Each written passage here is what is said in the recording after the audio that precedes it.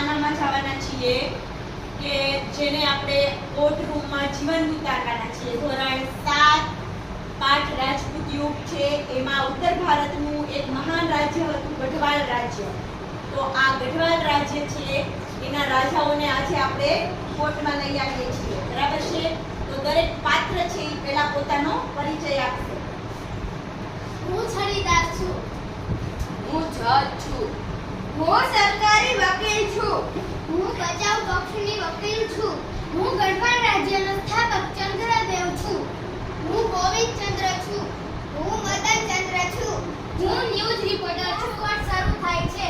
આજનો કેસ ગઢવાલ રાજ્યનું સાચું સત્ય. હું કોર્ટ રિપોર્ટર. આજે સમગ્ર ભારત આ કેસ જોઈ રહ્યા છે. માય લોર્ડ, સૌપ્રથમ સાક્ષી ચંદ્રદેવને બોલાવો. તમારી ઓળખ આપો. મેં કનોજમાં ગઢવાલ રાજ્યની સ્થાપના કરી. તમારી રાજધાની ક્યાં હતી? કનોજ અને કાશી. સાક્ષી નંબર 2 મદનચંદ્ર હાજર થાય છે. તમારો મદનચંદ્ર. તમારો ચંદ્રદેવ સાથે શું કોઈ સંબંધ થાય છે? હું તેના પછી ગઢવાલનો રાજા બન્યો. બ્રેકિંગ ન્યૂઝ હવે આવી રહ્યા છે. સૌથી પ્રાચીન રાજા ગોવિંદચંદ્રને કોર્ટમાં બોલાવો.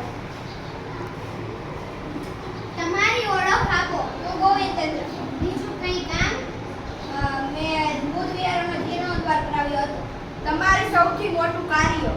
મેં તરાઈના મેદાનમાં મેં ગદીની આક્રમણ અટકાવ્યું હતું.